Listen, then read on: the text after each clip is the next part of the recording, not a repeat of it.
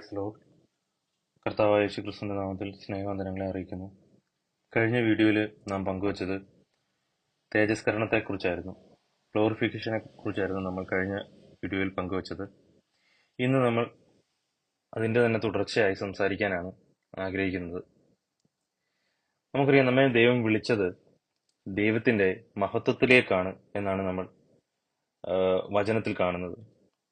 അത് നമ്മൾ ഇത്രയും ദൈവം തെരഞ്ഞെടുപ്പും നമ്മുടെ മേലുള്ള വിളിയും തൊട്ട് നമ്മളുടെ ഈ സെക്ഷൻ വരെയും ദൈവം വിളിച്ചതിന്റെ തുടക്കവും വിളിയും അതിന്റെ പൂർത്തീകരണം വരെയുള്ള കാര്യങ്ങളാണ് നമ്മൾ പറഞ്ഞത്. അപ്പോൾ വിളിയിൽ ദൈവത്തിന്റെ ഹിതപ്രകാരം ദൈവം മുന്നമേ കണ്ടവരെ ദൈവം വിളിക്കുന്നു, വിളിച്ചവരെ വേർതിരിക്കുന്നു, വേർതിരിച്ചവരെ നീതീകരിക്കുന്നു, നീതീകരിച്ചവരെ തേജസ്കരിച്ചിരിക്കുന്നു. അപ്പോൾ ഈ തേജസ്കരണം എന്ന് പറഞ്ഞു കഴിഞ്ഞാൽ ദൈവത്തിന്റെ വിളിയുടെ പൂർത്തീകരണമാണ്, ആ രക്ഷയുടെ പൂർത്തീകരണമാണ് എന്ന് നമുക്ക് മനസ്സിലാക്കാൻ കഴിയും. 2 പത്രോസിന്റെ ലേഖനം അതിന്റെ 1:3, അവന്റെ മഹത്വത്താലും വീര്യത്താലും നമ്മെ വിളിച്ചവന്റെ പരിജ്ഞാനത്താൽ അവന്റെ ദിവ്യശക്തി ജീവനും ഭക്തിക്കും വേണ്ടിയായതൊക്കെയും നമുക്ക് ദാനം ചെയ്തിരിക്കുന്നുവല്ലോ. ഈ വാക്യം ഇംഗ്ലീഷിൽ പറഞ്ഞിരിക്കുന്നത് തന്റെ മഹത്വത്താലും വീരത്താലും എന്നുള്ള രീതിയിലല്ല അതിന്റെ ഇംഗ്ലീഷ് മീനിങ് വരുന്നത്. ഇവിടെ പറഞ്ഞിരിക്കുന്നത് through the knowledge of him who called us to his own glory and excellency എന്നാണ്. അതായത് അവന്റെ മഹത്വത്തിലേക്കും വീര്യത്തിലേക്കും വിളിച്ചവന്റേതാണ് പറഞ്ഞിരിക്കുന്നത്. നമ്മളെ ദൈവത്തിന്റെ മഹത്വത്തിലേക്ക് വിളിച്ചിരിക്കുന്നു എന്നാണ് നമുക്ക് മനസ്സിലാക്കാൻ കഴിയുന്നത്. അപ്പോൾ ആ മഹത്വത്തിലേക്ക്, ആ ഗ്ലോറിയിലേക്ക് വിളിച്ചിരിക്കുന്നു. ആ ഗ്ലോറിയിലേക്ക് വിളിച്ചതിന്റെ പൂർത്തീകരണമാണ് തേജസ്കരണത്തിൽ നടക്കുന്നത്. ആ ഗ്ലോറിഫിക്കേഷൻ എന്നുള്ള പ്രോസസ്സിലൂടെ, തേജസ്കരണം എന്ന പ്രക്രിയയിലൂടെ നടക്കുന്നത് ഇതിന്റെ പൂർത്തീകരണമാണ് എന്ന് നമുക്ക് മനസ്സിലാക്കാൻ കഴിയും. അപ്പോൾ നമ്മുടെ ശരീരത്തിന്റെ പുനരുദ്ധാനത്തിലൂടെ ആണ് നമ്മൾ പൂർണ്ണമായും, അല്ലെങ്കിൽ ശരീരത്തിന്റെ പുനരുദ്ധാനത്തിന്റെ ആ വേളയിലാണ് ആ ഗ്ലോറിഫിക്കേഷൻ എന്ന് പറയുന്ന പ്രോസസ്സ് നമ്മളിൽ നടക്കുന്നതും നമ്മൾ പൂർണ്ണമായും ക്രിസ്തുവിന്റെ ശരീരത്തോട് അനുരൂപപ്പെടുന്നത് എന്ന് നമുക്കറിയാം. അപ്പോൾ നമുക്ക് നമ്മുടെ ആ ശരീരത്തിന്റെ പ്രത്യേകത എന്ന് പറഞ്ഞു കഴിഞ്ഞാൽ, ഇപ്പൊ കർത്താവിന്റെ തേജസ്സുള്ള ശരീരത്തിന്റെ പ്രത്യേകത എന്ന് പറഞ്ഞു കഴിഞ്ഞാൽ, കർത്താവ് ഒരിക്കൽ നമുക്ക് കാണാൻ കഴിയും. ഒരിക്കൽ കർത്താവ് അത് കാണിച്ചതായിട്ട്, മറുരൂപം അല്ലെങ്കിൽ കർത്താവ് അത് കാണിക്കുന്നതായിട്ട് നമുക്ക് കാണാൻ കഴിയും. മത്തായിയുടെ സുവിശേഷം 17-ാം അധ്യായം അതിന്റെ 2-ാമത്തെ വാക്യം. അവരുടെ മുമ്പാകെ രൂപാന്തരപ്പെട്ട് അവന്റെ മുഖം സൂര്യനെ പോലെ ശോഭിച്ച് അവന്റെ വസ്ത്രം വെളിച്ചം പോലെ വെള്ളയായി തീർന്നു. അപ്പോൾ ക്രിസ്തുവിന്റെ തേജസ്സുള്ള ശരീരം ഇവിടെ ഒന്ന് കാണിക്കുകയാണ് കർത്താവ് ഇവിടെ ചെയ്യുന്നത്. തന്റെ ശിഷ്യന്മാരായ പത്രോസിനെയും യാക്കോബിനെയും യോഹന്നാനെയും ഇത് കാണിക്കുന്നതാണ് നമുക്ക് കാണാൻ കഴിയുന്നത്. അത് കർത്താവിന് അവരെ അതിനൊരു പദ്ധതി ഉള്ളതായിട്ട് നമുക്ക് കാണാൻ കഴിയും. വരാനിരിക്കുന്ന കഷ്ടങ്ങളിൽ, വരാനിരിക്കുന്ന വലിയ പ്രതിസന്ധികളിൽ കർത്താവ് കാണിക്കുന്ന ഈ പ്രത്യാശ, തന്റെ ശരീരത്തിന്റെ രൂപാന്തരം, അതാണ് അവരെ അട്രാക്ട് ചെയ്യിപ്പിക്കേണ്ടത് എന്നുള്ളത് കൊണ്ടാണ് കർത്താവ് അത് കാണിക്കുന്നത്. പിൽക്കാലത്ത് തന്റെ വിശുദ്ധന്മാരുടെ, തന്റെ ശിഷ്യന്മാരുടെ എല്ലാവരുടെയും ഓട്ടം, അതിന്റെ ലക്ഷ്യം എന്ന് പറഞ്ഞു കഴിഞ്ഞാൽ ഈ തേജസ്സുള്ള ശരീരമാണ്, ഈ തേജസ്സാണ്. ഈ പാപം ഇല്ലാത്ത, വെളിച്ചം മാത്രമുള്ള, വെളിച്ചത്താൽ നിറഞ്ഞിരിക്കുന്ന, തേജസ്സാൽ നിറഞ്ഞിരിക്കുന്ന ഈ വെളിച്ചമാണ് എല്ലാവരുടെയും ഓട്ടത്തിന് ലക്ഷ്യം എന്ന് പറഞ്ഞു കഴിഞ്ഞാൽ. ക്രിസ്തുവിന്റെ ശരീരത്തോട് അനുരൂപപ്പെടുന്ന, ആ ശരീരത്തോട് അനുരൂപപ്പെടുന്ന അതേ ഓട്ടത്തിലേക്കാണ് നമുക്കറിയാം പിന്നെ അപ്പോസ്തല പ്രവൃത്തി തൊട്ട് ശിഷ്യന്മാരെല്ലാം ഓടിക്കൊണ്ടിരിക്കുന്നത്. കർത്താവ് അവിടെ കാണിച്ച അതേ ഗ്ലോറിയസ് ആയിട്ടുള്ള ആ ഒരു ശരീരത്തിന്റെ അതേ തേജസ്സിലേക്കാണ് ഓരോ വിശ്വാസിയെയും ദൈവം വിളിക്കുന്നത്. അപ്പോൾ ആ തേജസ്സുള്ള സ്വർഗീയ ശരീരം എന്തെന്ന് കർത്താവ് അവിടെ കാണിച്ചു കൊടുക്കുന്നതാണ് നമുക്ക് അവിടെ കാണാൻ കഴിയുന്നത്. അതുപോലെ തന്നെ ഈ നമ്മുടെ വിശ്വാസത്തിന്റെ ഓട്ടവും അടിസ്ഥാനവും ഈ യേശുക്രിസ്തുവിന്റെ പുനരുദ്ധാനത്തിലൂടെ നമുക്ക് ലഭിച്ച ആ പുനരുദ്ധാനം, ആ റിസറക്ഷൻ, ആ ഗ്ലോറിഫിക്കേഷൻ എന്നുള്ളതിലാണ് ഇരിക്കുന്നതെന്ന് നമുക്ക് മനസ്സിലാക്കാൻ കഴിയും. യേശുക്രിസ്തു ഉയർത്തെഴുന്നേറ്റില്ല എങ്കിൽ നമ്മൾക്കും ഉയർത്തെഴുന്നേൽപ്പില്ല. നമ്മൾക്ക് ഉയർത്തെഴുന്നേൽപ്പില്ല എങ്കിൽ നമ്മുടെ ഈ ശരീരത്തിൽ തന്നെ നമ്മൾ മരിക്കത്തേ ഉള്ളൂ. നമുക്കൊരു പ്രത്യാശയില്ലാതെ നമ്മൾ മരിക്കത്തേ ഉള്ളൂ. ഈ ശരീരം പാപമാകുന്ന ശരീരത്തിൽ നിന്ന് നമ്മൾ ശരീരത്തിൽ മരിക്കത്തേ ഉള്ളൂ. ഇതിൽ പാപത്തിൽ നിന്ന് നമുക്കൊരു പൂർണ്ണ ഡെലിവറൻസ് കിട്ടുകയില്ല. അതുകൊണ്ടാണ് 1 കൊരിന്ത്യ ലേഖനം അതിന്റെ 15 അധ്യായം അതിന്റെ 13 വാക്യത്തിൽ ഇങ്ങനെ പറയുന്നത്: മരിച്ചവരുടെ പുനരുത്ഥാനം ഇല്ല എങ്കിൽ ക്രിസ്തുവും ഉയർത്തെഴുന്നേറ്റിട്ടില്ല. ക്രിസ്തു ഉയർത്തെഴുന്നേറ്റിട്ടില്ല എങ്കിൽ ഞങ്ങളുടെ പ്രസംഗം വ്യർത്ഥം, നിങ്ങളുടെ വിശ്വാസവും വ്യർത്ഥം. മരിച്ചവർ ഉയർത്തെഴുന്നേൽക്കുന്നില്ല എന്ന് വരികിൽ ദൈവം ഉയർപ്പിച്ചിട്ടില്ലാത്ത ക്രിസ്തുവിനെ അവൻ ഉയർപ്പിച്ചു എന്ന് ദൈവത്തിന് വിരോധമായി സാക്ഷ്യം പറയുകയാൽ ഞങ്ങൾ ദൈവത്തിന് കള്ളസാക്ഷികൾ എന്ന് വരും.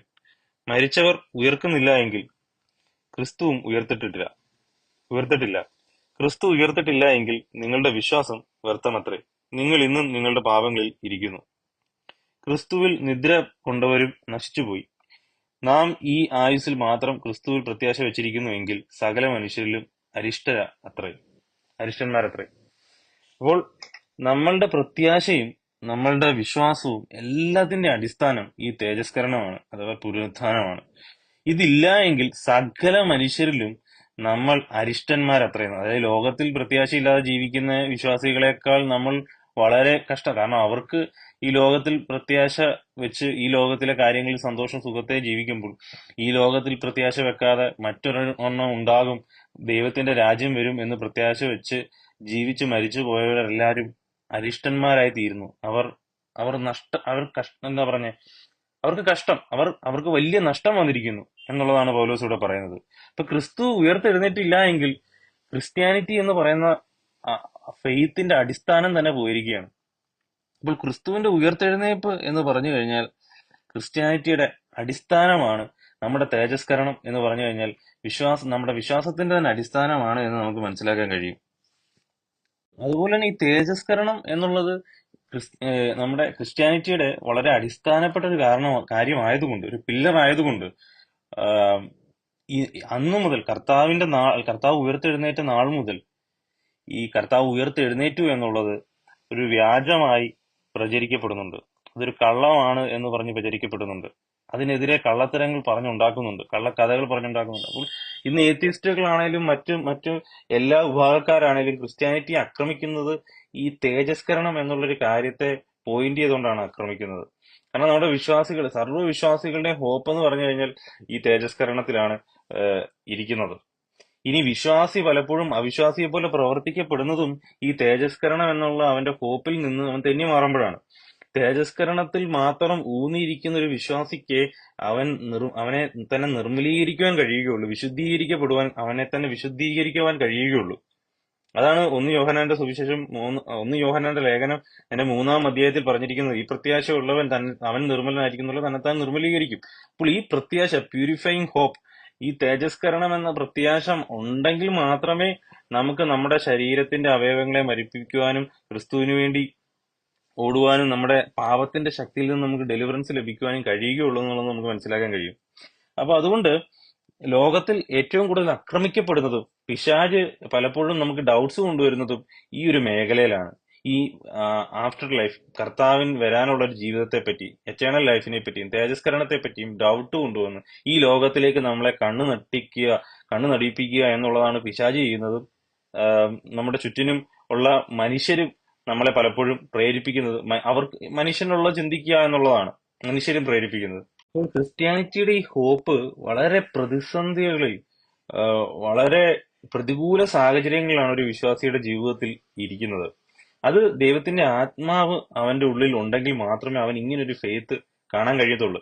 അതുകൊണ്ടാണ് ആത്മാവെന്ന ആദിദാനം ലഭിച്ചിരിക്കുന്ന നാമം ശരീരത്തിന്റെ വീണ്ടെടുപ്പായ പുത്രത്തിന് വേണ്ടി കാത്തുകൊണ്ട് ഉള്ളിൽ ഞെരങ്ങുന്നു എന്ന് പറയുമ്പോൾ ആ ആത്മാവുള്ളൊരു വ്യക്തിക്ക് കർത്താവിന്റെ തേജസ്കരണം എന്നുള്ളൊരു കാര്യത്തിൽ നമ്മളുടെ തേജസ്കരണം എന്നൊരു കാര്യത്തിൽ നമുക്ക് വിശ്വസിക്കുവാൻ കഴിയുകയുള്ളൂ എന്നുള്ളതാണ് മനസ്സിലാക്കാൻ കഴിയുന്നത്. അതുപോലെ ഉള്ളൊരു ചോദ്യമാണ്, മരിച്ചവർ എങ്ങനെ ഉയർക്കും? അതിന്റെ ലോജിക്ക് എന്താണ്? അത് ശാസ്ത്രീയമാണ്. എങ്ങനെയാണ് മരിച്ചവർ ഉയർക്കുന്നത്? എങ്ങനെ നമുക്ക് തേജസ്കരിക്കപ്പെട്ട ഒരു ശരീരം ദൈവം തരുന്നത് നമ്മൾ മരിച്ചുപോയി കഴിഞ്ഞാൽ? ഇപ്പോൾ പലർക്കും ഉണ്ടാകുന്ന ഒരു കൺഫ്യൂഷനാണ്. കാരണം പല ദേവദാസന്മാരെയും ദൈവമക്കളെയും ഈ പറയുന്ന അവിശ്വാസികൾ കത്തിച്ചു കളയുകയും ദഹിപ്പിച്ചു കളയുകയും ശരീരത്തിന്റെ അവയവങ്ങൾ മുറിച്ചു കളയുകയും ഒക്കെയാണ് ചെയ്തത്. അങ്ങനെയാണ് പലരും മരിച്ചത്. അപ്പോൾ ഈ ശരീരം ദഹിച്ചു പോയവരൊക്കെ എങ്ങനെ പുനരുത്ഥാനം പ്രാപിക്കും? ശരീരമില്ലല്ലോ, അവരുടെ ശരീരം ദഹിച്ചു പോയല്ലോ, കത്തിപ്പോയല്ലോ. അല്ലെങ്കിൽ ഒരു വിശ്വാസിയുടെ ശരീരം ആ, കത്തിച്ചു കളയരുതോ? കുഴിച്ചിട്ടാകുക മാത്രമേ ചെയ്യാവുള്ളൂ. കത്തിച്ചു കളഞ്ഞു കഴിഞ്ഞാൽ പുനരുദ്ധാനത്തിൽ അവൻ പ്രത്യക്ഷപ്പെടുകയില്ലേ? അല്ലെ, കർത്താവിന്റെ പ്രത്യക്ഷതയിൽ അവൻ ഉയർത്തപ്പെടുകയില്ലേ? എന്നൊക്കെയുള്ള പല സംശയങ്ങളും, അതിനകത്ത് പല ലോജിക്കൽ ഡൗട്ട്സും പലപ്പോഴും പല ആൾക്കാർക്കും ഉണ്ടാകുന്നത് നമുക്ക് ശ്രദ്ധിക്കാൻ കഴിയുന്നുണ്ട്. അതിന്റെ ഭാഗമായിട്ട് 1 കൊരിന്ത്യർ ലേഖനം അതിന്റെ 15-ാം അധ്യായം 35 മുതലുള്ള വാക്യം ഒന്ന് വായിക്കാം. പക്ഷെ ഒരുവൻ മരിച്ചവർ എങ്ങനെ ഉയർക്കുന്നുവെന്നും ഏതുവിധം ശരീരത്തോടെ വരുന്നുവെന്നും ചോദിക്കും. അപ്പോൾ പൗലോസ് ഈ ചോദ്യത്തിന് ഇവിടെ മറുപടി പറയുന്നതാണ് നമുക്ക് കാണാൻ കഴിയും. അപ്പൊ ആദ്യകാലം തൊട്ടേ ഇങ്ങനെ ഒരു ചോദ്യം സഭകളിൽ നിന്നിരുന്നു എന്നുള്ളതാണ്. അപ്പൊ തേജസ്കരണം, എന്തുകൊണ്ട് ഞാൻ ഇതൊക്കെ പറയുന്നു എന്ന് പറഞ്ഞു കഴിഞ്ഞാൽ, തേജസ്കരണം എന്ന് പറയുന്ന ഒരു കാര്യത്തെ, നമ്മളുടെ വരാനിരിക്കുന്ന തേജസ്കരണം എന്നൊരു കാര്യം ഒരു ക്രിസ്ത്യന്റെ ഉള്ളിൽ, അല്ലെങ്കിൽ ഒരു വിശ്വാസിയുടെ ഉള്ളില് ഉറപ്പായി, ഹോപ്പായി, നല്ല നല്ല പ്രത്യാശയായി, അത് സമൃദ്ധിയായി ഇരുന്നില്ല എങ്കിൽ അവന്റെ ജീവിതത്തിൽ, വിശ്വാസ ജീവിതത്തിലും അത് കാര്യമായി സ്വാധീനിക്കും. അത് കാര്യമായി മോശമായി സ്വാധീനിക്കും എന്നുള്ളതാണ് നമുക്ക് മനസ്സിലാക്കാൻ കഴിയുന്നത്. അതുകൊണ്ട് പിശാച് എപ്പോഴും ചെയ്യുന്നത് ഈ തേജസ്കരണത്തിലും വരാനിരിക്കുന്ന എറ്റേണൽ ലൈഫിലും ക്രിസ്തുവിന്റെ നമ്മളിലൂടെ നടക്കുന്ന കർത്താവിന്റെ നമ്മളിൽ ചെയ്യുന്ന പുനരുത്ഥാനത്തിലും ഒക്കെ ഡൗട്ട്സ് കൊണ്ടുവരിക എന്നുള്ളതാണ് പിശാച് എപ്പോഴും ചെയ്യുന്നത്. അപ്പോൾ ഇവിടെ പറയുന്നത്, പക്ഷെ ഒരുവൻ മരിച്ചവർ എങ്ങനെ ഉയർക്കുന്നു എന്നും ഏതുവിധം ശരീരത്തോടെ വരുന്നു എന്നും ചോദിക്കും. മൂടാ, നീ വിതയ്ക്കുന്നത് ചത്തില്ല എങ്കിൽ ജീവിക്കുന്നില്ല. നീ വിതയ്ക്കുന്നതോ ഉണ്ടാകുവാനുള്ള ശരീരമല്ല, കോതമ്പിന്റെയോ മറ്റു വല്ലതിന്റെയോ വെറും മണിയത്ര വിതയ്ക്കുന്നത്. ദൈവമോ തന്റെ ഇഷ്ടം പോലെ അതിനെ ഒരു ശരീരവും ഓരോ വിത്തിന് അതിന്റെ ശരീരവും കൊടുക്കുന്നു. സകല മാംസവും ഒരുപോലെയുള്ള മാംസമല്ല. മനുഷ്യരുടെ മാംസം വേറെ, കന്നുകാലികളുടെ മാംസം വേറെ, പക്ഷികളുടെ മാംസം വേറെ, മത്സ്യങ്ങളുടെ മാംസം വേറെ. സ്വർഗീയ ശരീരങ്ങളും ഭൗമ ശരീരങ്ങളും ഉണ്ട്. സ്വർഗീയ ശരീരങ്ങളുടെ തേജസ് വേറെ, ഭൗമ ശരീരങ്ങളുടെ തേജസ്സും വേറെ. സൂര്യന്റെ തേജസ് വേറെ, ചന്ദ്രന്റെ തേജസ് വേറെ. നക്ഷത്രങ്ങളുടെ തേജസ് വേറെ, നക്ഷത്രവും തമ്മിൽ തേജസ് കൊണ്ട് ഭേദം ഉണ്ടല്ലോ. മരിച്ചവരുടെ പുനരുത്ഥാനവും അവണ്ണം തന്നെ. ദ്രവത്തിൽ വിതയ്ക്കപ്പെടുന്നു, അദ്രവത്തിൽ ഉയർക്കുന്നു. അപമാനത്തിൽ വിതയ്ക്കപ്പെടുന്നു, തേജസ്സിൽ ഉയർക്കുന്നു. ബലഹീനതയിൽ വിതയ്ക്കപ്പെടുന്നു, ശക്തിയിൽ ഉയർക്കുന്നു. പ്രാകൃത ശരീരം വിതയ്ക്കപ്പെടുന്നു, ആത്മീക ശരീരം ഉയർക്കുന്നു. പ്രാകൃത ശരീരം ഉണ്ടെങ്കിൽ ആത്മീയ ശരീരമുണ്ട്. അപ്പോൾ ഇതിന്റെ പുറകിലുള്ള ഒരു ലോജിക് എന്ന് പറഞ്ഞു കഴിഞ്ഞാല്, കർത്താവിന് ഇവിടെ പൗലോസ് അതിനെ ഒരൊറ്റ വാക്യം കൊണ്ടാണ് നേരിടുന്നത്. മൂടാ, നീ വിതയ്ക്കുന്നത് ചത്തില്ല എങ്കിൽ ജീവിക്കുന്നില്ല. നീ വിതയ്ക്കുന്നതോ ഉണ്ടാകുവാനുള്ള ശരീരമല്ല, കോതമ്പിന്റെയും മറ്റു വല്ലതിന്റെയും വെറും മണി എത്ര വിതയ്ക്കുന്നത്. ദൈവമോ തന്റെ ഇഷ്ടം പോലെ അതിന് ഒരു ശരീരവും ഓരോരോ വിത്തിന് അതിന്റെ ശരീരവും കൊടുക്കുന്നു. വിതയ്ക്കുന്നത് ചത്തില്ല എങ്കിൽ ജീവിക്കുന്നില്ല. നീ വിതയ്ക്കുന്നതോ ഉണ്ടാകുവാനുള്ള ശരീരമല്ല. ഇവിടെ പൗലോസ് പറയുന്നതിന്റെ ലോജിക്ക് എന്ന് പറഞ്ഞു കഴിഞ്ഞാൽ, ഒരു വിത്തുമായിട്ട് സാമ്യപ്പെടുത്തുകയാണ്. ഒരു വിത്ത്, അത് വിതയ്ക്കുന്നത് ആ വിതയ്ക്കുന്നത് ചത്തില്ല എങ്കിൽ, ആ വിത്ത് മണ്ണിൽ വീണ് അത് പൊട്ടി അത് തകർന്ന് ആണ് മറ്റൊരു ജീവനായിട്ട് അത് പൊങ്ങി വരുന്നത്. അപ്പൊ അത് ഇവിടെ പൗലോസ് അതിനെ സാദൃശ്യപ്പെടുത്തി പറയുകയാണ്. കോതമ്പിന്റെയും മറ്റും വല്ലതിന്റെയും വെറും മണി എത്ര വിതയ്ക്കുന്നത്. ദൈവമോ തന്റെ ഇഷ്ടം പോലെ അതിനൊരു ശരീരം, ഓരോരോ വിത്തിന് അതിന്റെ ശരീരവും കൊടുക്കുന്നു. അപ്പോൾ ദൈവമാണ് പിന്നെ അതിനൊരു അത് അത് അതിനെ വളർത്തുന്നത് എന്നുള്ളൊരു അർത്ഥത്തിലാണ് പൗലോസ് അതിനെ സാദൃശ്യപ്പെടുത്തി പറയുന്നത്. ഇതും പിന്നെ മനുഷ്യന്റെ ഈ പുനരുത്ഥാനവുമായിട്ട് എങ്ങനെ കണക്ട് ആയിരിക്കുന്നു എന്ന് പൗലോസ് പറയുന്നത്, സകല മാംസവും ഒരുപോലെയുള്ള മാംസമല്ല. മനുഷ്യരുടെ മാംസം വേറെ, കന്നുകാലികളുടെ മാംസം വേറെ.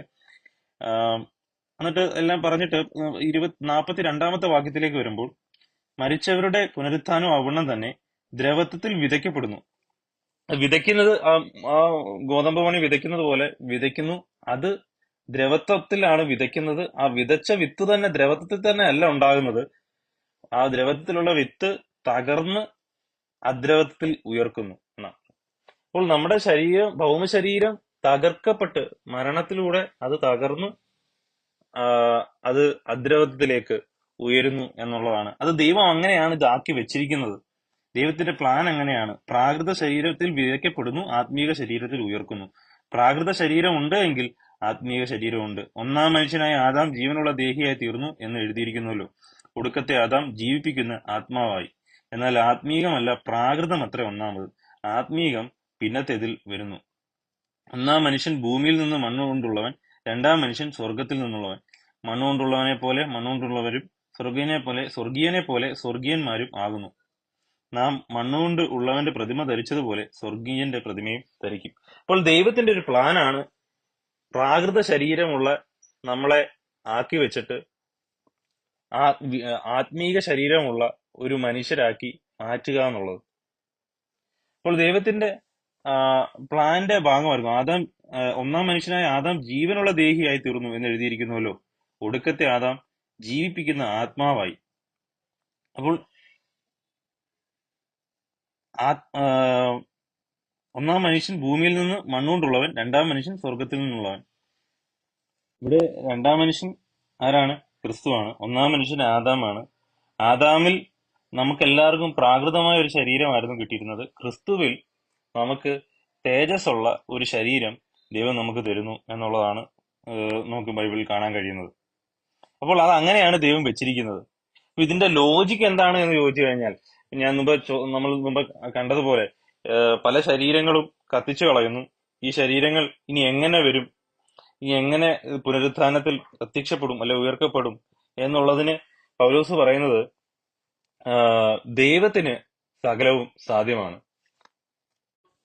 ഒരു വസ്തു കത്തിക്കുമ്പോൾ അല്ലെ ഒരു മനുഷ്യന്റെ ശരീരം കത്തിക്കുമ്പോഴും അതിനകത്തെ മോളിക്യൂൾസും ആറ്റംസ് ഇതൊന്നും നശിച്ചു പോകുന്നില്ല.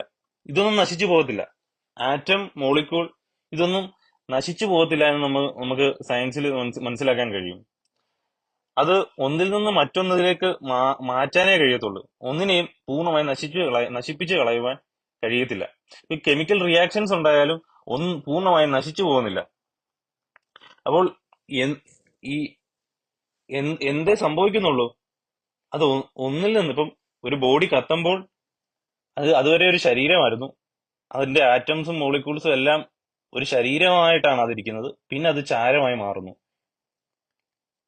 അപ്പോൾ ഒന്നിൽ നിന്ന് മറ്റൊന്നിലേക്ക് മാറുക മാത്രമേ ചെയ്യുന്നുള്ളൂ.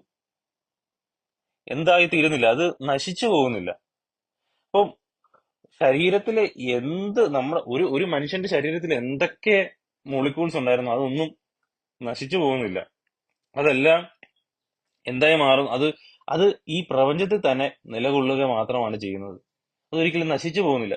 അപ്പോൾ ദൈവം ഇതിനെല്ലാം സൃഷ്ടിച്ചവനാണ്. സകലവും ഉണ്ടാകട്ടെ എന്ന് പറഞ്ഞ് സൃഷ്ടിച്ചവനാണ് ദൈവം. ദൈവത്തിന് ഒരൊറ്റ വിളിയിൽ ഇതിനെല്ലാം തിരിച്ച് അതിന്റെ പൂർവ്വസ്ഥിതിയിൽ കൊണ്ടുവരാൻ കഴിയും. അതുകൊണ്ടാണ് ദൈവത്തെ ദൈവം എന്ന് നമ്മൾ വിളിക്കുന്നത്.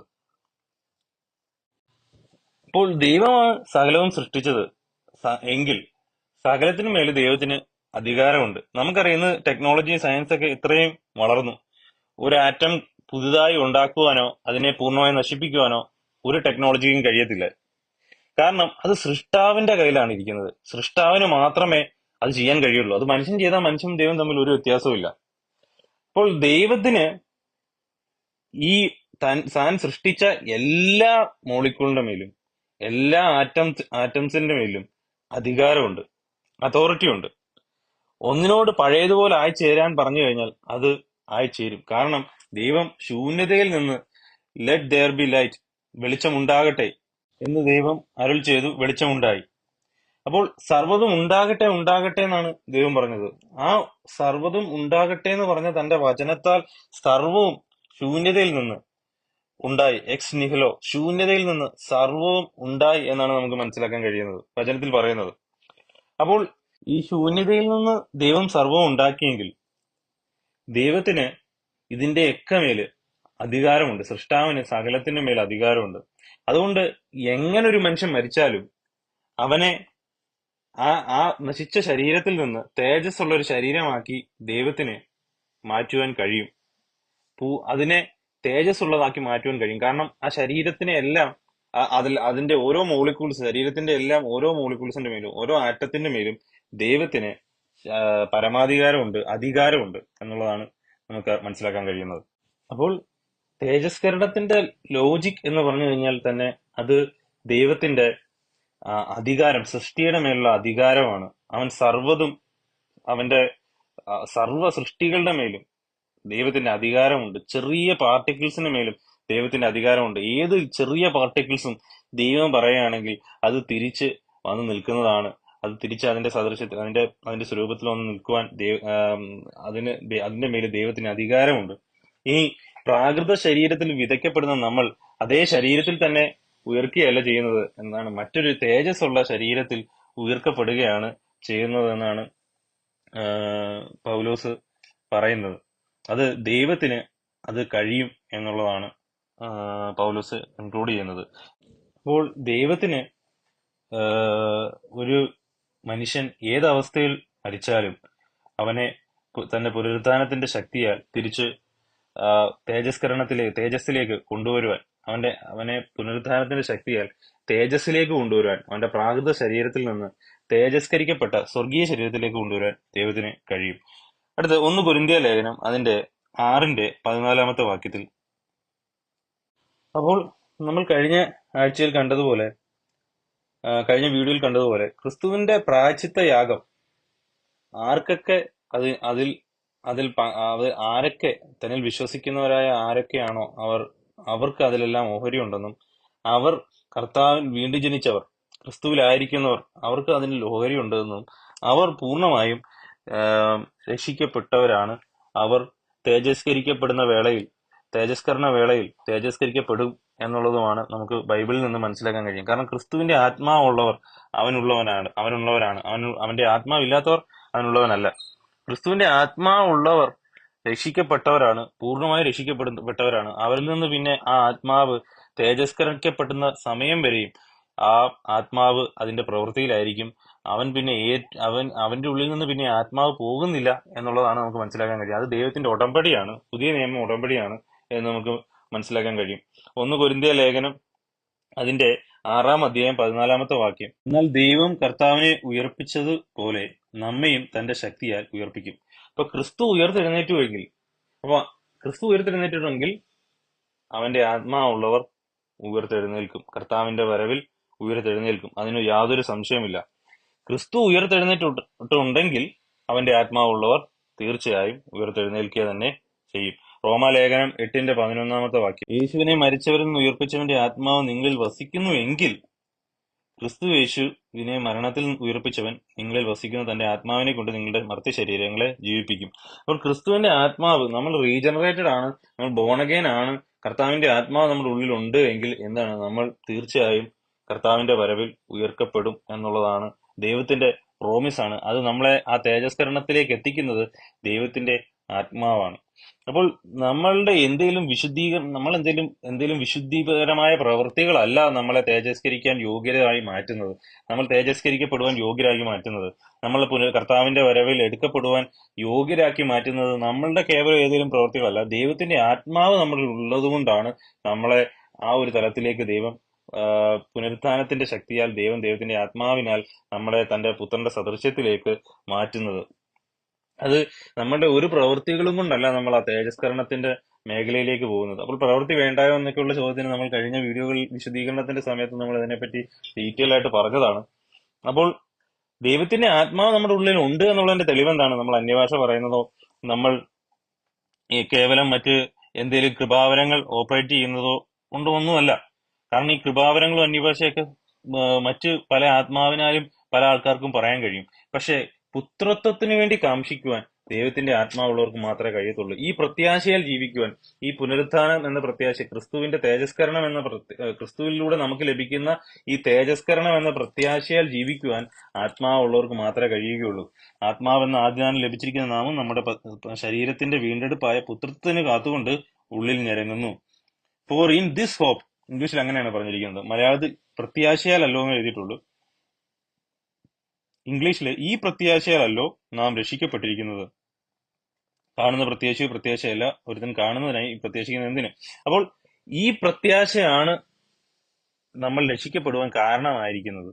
അപ്പോൾ ഒരു വിശ്വാസിയുടെ പ്രത്യാശ എന്ന് പറഞ്ഞു കഴിഞ്ഞാൽ അവൻ ദൈവത്തിന് വേണ്ടി ചെയ്യുന്ന കാര്യങ്ങൾ പോലും അല്ല, അവനെ കൊണ്ട് ദൈവം വലിയ വേലയൊക്കെ അതൊന്നും അല്ല ഒരു മനുഷ്യന്റെ പ്രത്യാശ എന്ന് പറഞ്ഞാൽ. മിനിസ്ട്രിയും അല്ല ഒരു മനുഷ്യന്റെ പ്രത്യാശ എന്ന് പറഞ്ഞു കഴിഞ്ഞാൽ. ഒരു മനുഷ്യന്റെ പ്രത്യാശ, ദൈവം നമ്മളെ കൂടി തീർച്ചയായും മിനിസ്ട്രി ഒക്കെ ചെയ്യിപ്പിക്കും. പക്ഷെ നമ്മുടെ പ്രത്യാശ, ഹോപ്പ് എന്ന് പറഞ്ഞു കഴിഞ്ഞാൽ, മിനിസ്ട്രി ഒക്കെ ഇവിടെ ആണല്ലോ നിലനിൽക്കുന്നത്. നമ്മുടെ ഹോപ്പ് എന്ന് പറഞ്ഞു കഴിഞ്ഞാൽ അത് എവിടെയാണ്? ഉയരത്തിലാണ്, ഈ ലോകത്തിലല്ല. ഈ കർത്താവിന്റെ രണ്ടാം വരവിൽ അവൻ പ്രത്യക്ഷപ്പെടുമ്പോൾ ഞാനും അവനെ പോലെ താൻ ആകും എന്ന് അവൻ എനിക്ക് വാക്കുന്നു. അവന്റെ വചനം, അവന്റെ അപ്പോസ്തലന്മാരിലൂടെ നൽകപ്പെട്ട അവന്റെ വചനം അത് ഉറപ്പിക്കുന്നു. ഞാൻ അത് വിശ്വസിക്കുന്നു. അവന്റെ വചനം അത് പറയുന്നു, അത് വിശ്വസിക്കുന്നു, അതിനായി കാംക്ഷിക്കുന്നു. ഇതാണ് ഒരു വിശ്വാസിയുടെ പ്രത്യാശ എന്ന് പറഞ്ഞു കഴിഞ്ഞാൽ. ഈ തേജസ്കരണമാണ്. അപ്പോൾ ഈ പ്രവൃത്തി, തേജസ്കരണം എന്ന പ്രവൃത്തി നമ്മൾ ചെയ്യുന്നത് മുഴുവനും ദൈവമാണ്. നമ്മുടെ വിശുദ്ധീകരണം, തേജസ്കരണം മാത്രമല്ല, ഒരു മനുഷ്യൻ രക്ഷിക്കപ്പെട്ട് നിമിഷം മുതൽ അവൻ തേജസ്കരണം എന്ന് പറയുന്ന ആ വേളയിൽ വരെ, ഗ്ലോറിഫിക്കേഷൻ വരെയും ദൈവമാണ് അവനിൽ ചെയ്യുന്ന, തന്റെ ശക്തിയാലാണ് അവൻ ആ രക്ഷാകരമായ പ്രവൃത്തി മുഴുവനും ചെയ്യുന്നത്. എന്നാൽ ആക്റ്റീവ്ലി നമ്മൾ ഇൻവോൾവ് ആണ്. നമ്മുടെ വിശ്വാസത്താൽ നമ്മൾ ഓടിക്കൊണ്ടിരിക്കുകയാണ്. നമ്മൾ വിശ്വാസത്താൽ ഓടിയ തന്നെ വേണം. പക്ഷെ നമ്മളെ വിശുദ്ധീകരിക്കുന്നതും നമ്മളെ തേജസ്കരിക്കുന്നതും ദൈവമാണ്. അവൻ സകലവും തനിക്ക്, ഫിലിപ്പിയ ലേഖനം 3:21, അവൻ സകലവും തനിക്ക് കീഴ്പ്പെടുത്തുവാൻ കഴിയുന്ന തന്റെ വ്യാപാര ശക്തി കൊണ്ട് നമ്മുടെ താഴ്ചയുള്ള ശരീരത്തെ തന്റെ മഹത്വമുള്ള ശരീരത്തോട് അനുരൂപമായി രൂപാന്തരപ്പെടുത്തും. നമ്മുടെ താഴ്ചയുള്ള ശരീരത്തെ അവന്റെ മഹത്വമുള്ള ശരീരത്തോട് നമ്മളെ രൂപാന്തരപ്പെടുത്തും. എന്തിനാലാണ്? അവൻ സകലവും തനിക്ക് കീഴ്പ്പെടുത്തുവാൻ കഴിയുന്ന തന്റെ വ്യാപാര ശക്തിയിൽ, സകലവും കീഴ്പ്പെടുത്തുവാൻ കഴിയുന്ന സൃഷ്ടാവിന്റെ ശക്തി. ഞാൻ മുമ്പ് പറഞ്ഞതുപോലെ സകലവും വിളിച്ചാൽ തിരിച്ചു വരിയിപ്പിക്കുന്ന ആ ശക്തി, ദൈവത്തിന്റെ ശക്തി, പവർ, ഉള്ളിടത്തുനിന്ന് ഇല്ലാതുപോലെ വിളിച്ചു വരുത്തുന്ന ദൈവത്തിന്റെ ശക്തി, സൃഷ്ടിയുടെ ഏത് പാർട്ടിക്കിൾസും ഭൂമിയിൽ ഏത് അറ്റത്ത് കിടന്നാലും തിരിച്ചു വരുത്തുവാൻ കഴിയുന്ന ദൈവത്തിന്റെ ശക്തി, ആ പാർട്ടിക്കിൾസിനെ രൂപാന്തരപ്പെടുത്തുവാൻ കഴിയുന്ന ദൈവത്തിന്റെ ശക്തി. ദൈവം ഈ പാർട്ടിക്കിൾസിനെ തിരിച്ചു വിളിക്കുമ്പോൾ ഇത് രൂപാന്തരപ്പെട്ടിട്ടാണ് വരുന്നത്. അല്ലാതെ അതേ ശരീരം തന്നെ വീണ്ടും വരികയല്ല. നമ്മുടെ ശരീരം രൂപാന്തരപ്പെടുന്നുണ്ട്. തേജസ്സുള്ള ശരീരമായി നമ്മുടെ ശരീരം മാറുന്നുണ്ട്. അതുപോലെ തന്നെ പലരും വിചാരിക്കുന്നത് തേജസ്സുള്ള ശരീരം വ്യത്യസ്തമാണ്. ഒരിക്കലുമല്ല. നമ്മുടെ ഈ ശരീരം തന്നെയാണ് തേജസ്കരിക്കപ്പെടുന്നത്. കാരണം അല്ലെങ്കിൽ നമ്മുടെ ഐഡന്റിറ്റിയാണ് ബാധിക്കുന്നത്. കർത്താവ് രണ്ടാമത് വന്നപ്പോൾ കർത്താവിന്റെ തേജസ്കരിക്കപ്പെട്ട കൈയിൽ നമുക്കറിയാം, അവന്റെ കയ്യിൽ ആണിയടിച്ചതിന്റെ പാടും ചാട്ടവാറ അടിച്ച ശരീരത്തിന്റെ മുറിവുകളും എല്ലാം നമുക്ക് അവിടെ എവിഡൻസ് ആയിട്ട് കർത്താവ് ശിഷ്യന്മാരെ കാണിക്കുന്നതായിട്ട് നമുക്ക് കാണാൻ കഴിയും. പക്ഷെ തേജസ്സിൽ വ്യത്യാസമുണ്ട്. അതാണ് ഇവിടെ പൗലോസ് 1 കൊരിന്ത്യർ ലേഖനം 15-ാം അധ്യായത്തിൽ പറഞ്ഞത്. തേജസ് വ്യത്യാസമുണ്ട്. അത് ഭൗമശരീരത്തിന്റെ തേജസ് വരെ, ആത്മശരീരത്തിന്റെ തേജസ് വരെ. അത് ഭൗമശരീരം മരണത്തിന് കീഴിലുള്ള ശരീരമായിരുന്നു, പാപത്തിന് കീഴിലുള്ള ശരീരമായിരുന്നു. ആത്മീക ശരീരം, നമുക്ക് ക്രിസ്തുവിന്റെ സദൃശ്യത്തോടുള്ള ശരീരം, അത് പാപം ഇല്ലാത്ത ശരീരമാണ്, പാപം ചെയ്യാൻ കഴിയാത്ത ശരീരമാണ്. അതായത് ആദാമിന്റെ ശരീരം പോലെയല്ല. ആദാമും തേജസ്സുള്ള സമയത്ത് പാപം ചെയ്യാൻ കഴിയുന്ന ശരീരമായിരുന്നു. അതായത് എന്നുവെച്ചാൽ പാപശരീരമല്ലായിരുന്നു പാപം ചെയ്യുന്നതിന് മുമ്പ്, പാപം ചെയ്യാൻ കഴിയുമായിരുന്നു. പക്ഷെ നമ്മൾ ഇനി പാപത്തിനെ ചിന്തിക്കാൻ പോലും കഴിയാത്ത ശരീരമാണ് ക്രിസ്തുവിൽ ദൈവം നമുക്ക് നൽകുന്നത്. ആ തേജസ്കരണ വേളയിൽ ദൈവം നമുക്ക് നൽകുന്നത്. 1 തെസ്സലോനിക്കർക്ക് എഴുതിയ ലേഖനം അതിന്റെ 5-ാം അധ്യായം 23 മുതലുള്ള വാക്യം. തന്നെ നിങ്ങളെ മുഴുവനും ശുദ്ധീകരിക്കുമാറാകട്ടെ. നിങ്ങളുടെ ആത്മാവും പ്രാണനും ദേഹവും അശേഷം നമ്മുടെ ഭർത്താവായ യേശുക്രിസ്തുവിന്റെ പ്രത്യക്ഷതയിൽ അനന്യമായി വെളിപ്പെടും വണ്ണം കാക്കപ്പെടുമാറാകട്ടെ. അപ്പോൾ കർത്താവിന്റെ പ്രത്യക്ഷതയിൽ നമ്മുടെ ശരീരവും നമ്മുടെ പ്രാണനും ദേഹവും പൂർണ്ണമായും ശുദ്ധീകരിക്കപ്പെടുകയും പൂർണ്ണമായി ബ്ലെയിംലെസ് ആയി, കുറ്റം അറ്റതായി മാറുകയും നമ്മുടെ ഉള്ളിലെ പാപം കറകൾ പൂർണ്ണമായും മാറുകയും നമ്മൾ ഹിമം പോലെ വെളുക്കപ്പെടുകയും കർത്താവിന്റെ തേജസ് പോലെ നമ്മുടെ ശരീരത്തിൽ തേജസ് ഉണ്ടാകുകയും ദൈവത്തിന്റെ പുത്രന്റെ സദൃശ്യന്മാരായി നമ്മൾ പൂർണ്ണമായി മാറുകയാണ് ചെയ്യുന്നത്. ഇതാണ് രക്ഷയുടെ ഫൈനൽ സ്റ്റേജ് എന്ന് പറയുന്നത്. നമ്മുടെ മനുഷ്യന്റെ രക്ഷയുടെ ഫൈനൽ സ്റ്റേജ് എന്ന് പറഞ്ഞു കഴിഞ്ഞാൽ ഇതാണ്. അപ്പോൾ ദൈവത്തിന്റെ ആത്മാവുള്ള എല്ലാവരും ഈ രക്ഷയുടെ അവസാന പ്രോസസ്സിലേക്ക് കടന്നു പോകുന്നതാണ്. അതിനകത്ത് ഒരു സംശയമില്ല.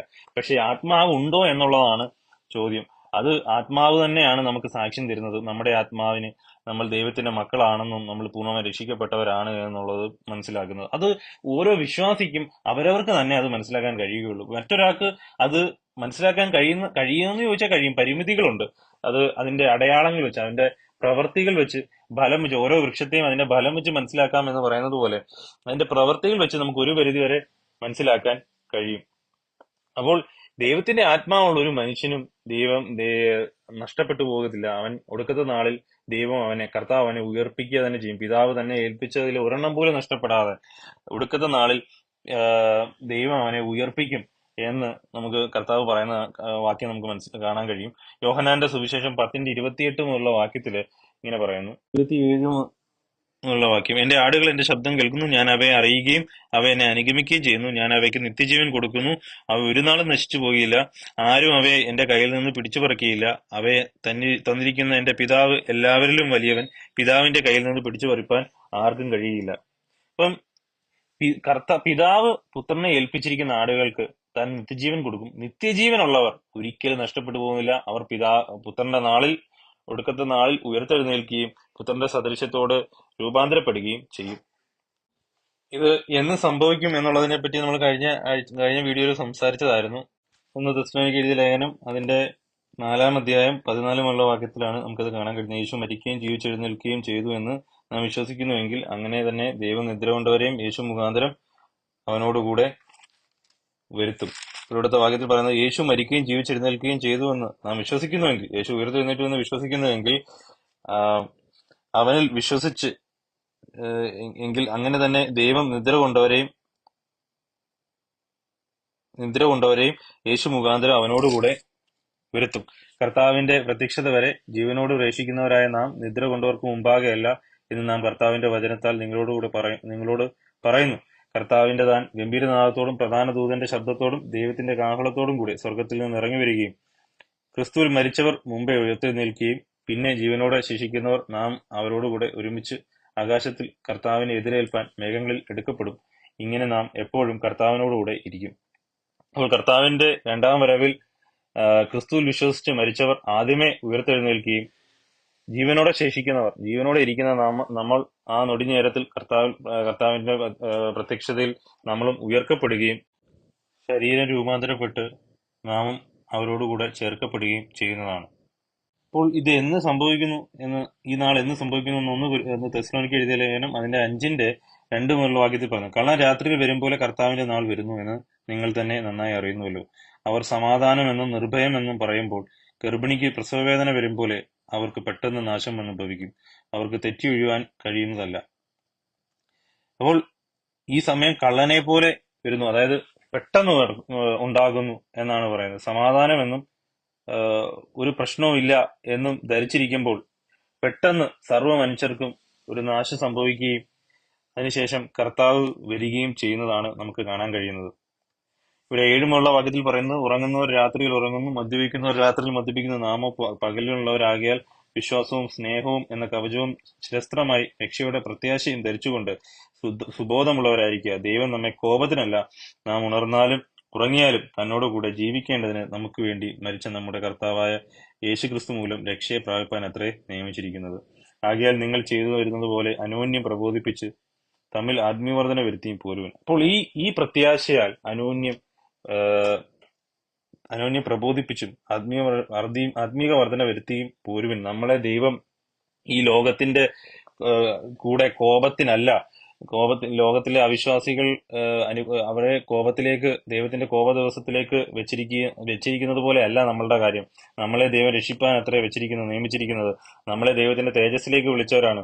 അതുകൊണ്ട് നമ്മൾ എപ്പോഴും ദൈവത്തിന്റെ തേജസ് നിമിത്തവും ദൈവത്തിന്റെ പ്രത്യക്ഷ നിമിത്തവും ആ തേജസ്കരണം നിമിത്തവും പ്രത്യാശയുള്ളവരായി, അതിന്റെ സമൃദ്ധിയിലുള്ളവരായി പരസ്പരം അങ്ങോട്ടും ഇങ്ങോട്ടും പ്രബോധിപ്പിച്ച്, ഈ നാളിനെ പറ്റി പ്രബോധിപ്പിച്ച് തമ്മിൽ ആത്മീയ വർധന വരുത്തിയും പോരുവിൻ എന്നാണ് പൗലോസ് പറയുന്നത്. അപ്പോൾ നമ്മൾ വിശ്വാസികളായിരിക്കുന്ന എല്ലാവരും ഈ തേജസ്കരണ വേളയിലേക്ക് നോക്കിയിരിക്കുന്നവരാണ്.